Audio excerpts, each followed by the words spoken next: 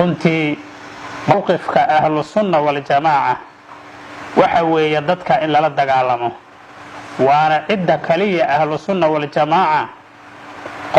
qolada la dagaalanto baabi'isay oo haddana deegaamo badan ka xorayday haddana u taaganoo ummadii u iftoonaysa in la iska dhiciyo qofkii ku dhinta inuu shahiid yahay qofkii ayaka dilaana inuu janno ilaahay rasuulkiisa ugu bishaareeyey waxaa ilaahay rasuulkiisa yidhi duuba liman qatalahum aw qataluuhu waxaa geedda duuba la yidhaaho jannada ku taalla harsanaya shajaratu duuba waxaa iska leh qofka kuwaasi ay dilaan ama ayaka dila marka dilkooda iyo haddii adiga ay ku dilaanba waa laba waxa weeye aad iyo aad guul u ah weeye waa laba guul marka kii ku dhintay dilaan guushaas nabigu ugu bishaareeyo helayaa shajaratu duuba buu helayaa wax alla wixii dhibaato iyo dembi asagu uu sameeyana waa laga wareejiyey oo qoladii maleegtay waxaasaa la wareegaysa qoladii u iftootaa la wareegayso u jawaabtay oo diin uga dhigta waxaas waxaan leenahay marka intii ku geeriyootay waa shuhado intii ku dhaawacantay waa dhiiggii maalinta qiyaama loo soo celinahayo shahiidnimada markaa qofka calaamo ugu noqonahayay waa musiibo ilaahay subxaanahu wa tacaala ajar badan oo u yeelay laakiin laga naxaya weeye marka qofkay dhaawaceen iyo qofkay dileenba waxaa u yaala fadligaas faraha badana nebigu u yabooha calayhi salaatu wasalaam ilaahay inuu siinayo ayaa rasuulkaanu sidaa ku jawaabay mowqifka marka ahlu sunna wal jamaaca culimaaudiinka ahlu sunna wal jamaaca meel kastay joogaan waa in lala dagaalamo nimankaa oo waddanka laga zuuliyo waa in waddanka lagu soo celiyo amni dowladda soomaaliyana waxaan ugu baaqaynaa inay nagu hogaamido nagu horkacdo oo meel kastoo la jooga nagu horkacdo ayna u aqoonsato culimmada soomaaliya inay yihiin culimmadaa dadka u danqanaysa oo u dhimanaysa oo u dhaawacmaysa oo dhaqaalahoodii ku bixinaysa inay tahay kuwii ummadda hore u badbaadiyey oo ilaahay sababta uga dhiga 100% waa muslim soomaaliya in la yidhaahdo inay kuwaas yihiin waa inaysan u aqoonsan kuwa u iftoonahaya in dadka saas loo ifteeyo loo laayo waa inaysan culmo aqoonsan taasna dowladdan ugu baaqaynaa waxaan leenahay annakuna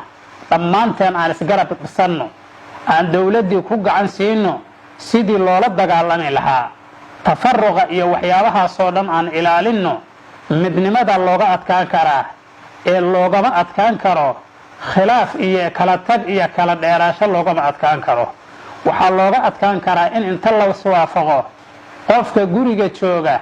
qofka magaalada jooga qof walba meeshuu joogo oo dagaalkooda oo ka muujiyo waxaan leenahay baaq halkaan uga dirahayaa dadka ganacsatada ah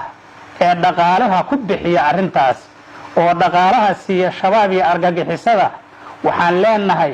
walaalayaal ka tooba keena arrintaas xoolihiinna ha bixinina waxa aad xoolihiinna ku bixinaysaa waa ummaddiinniyo saas loo dhammaynayo saqiirada goglan fiiri gabdhaha goglan fiiri hooyada uurka lehoo goglan fiiri dhakhtarka dhintay fiiri oo ummadda halkii ku jiray ummadda aqoon-yahamiinta fiiri walaalayaal dhaqaalihiinna ummadda ha ku gubinina ummadda dhaqaalihiinna ha ku halaajinina waxaan leenahay dhaqaalihiinna yoysa maalinta qiyaama idinku noqonin naar korkiina lagu dharoobo ummadda ha ku halaaginina xoolihiinna ha siinina dadka noocaasa xoolihiinna ha siinina ha bixinina xoolihiinna ku badbaadiya ummadda in kuwaas ay ka badbaadaan xoolihiinna ku bixiya kaliya ha ku bixinina in kuwaasi ummadda saas u halaagaan waxaad ogaataa hal shilin haddaad siido qofka ummaddaa halaagay ayaad kow ka noqonaysaa ummaddaas waxa halaagaad kow ka noqonaysaa ayakana waxaan leenahay walaalayaal ha ku bixinina xoolihiinna ummadda in la halaago ha gacan siinina nimankaas hal shay ha siinina ayaan idin leenahay meel kastoo joogtaan ama dibadda jooga ama gudaha jooga soomaalinimo muslimnimo ikhwaannimo qofkay ku jirto oo ilaahay xoolo siiyey waa ku imtixaanayaa ha ku bixinina xoolihiinna in ummadda sidaasaa ka dhacda loogu halaago adigoo maqan oo waddanka ka maqan lacagtaad soo dhiibtay in lagu halaago ummadda saas lagu galo waxa waaye oo gurigaagii balaayo kuugu soo hoyato aadanna ogeyn waxa kuu soo hoyday berrina lagaala xisaabtami doono waa balaayo marka balaayadaasna inay ka digtoodaan ganacsatadu walaalaheenna ilaahay xoolaha siiya isa ku bixinin wejka xaaraamta ah taasna waa uga digahayaa waxaan leenahay dhammaanteen oona ku soo khatimahayaa dhammaanteen aan isu kaashanno sidaan shacabkeenna u difaacan lahayn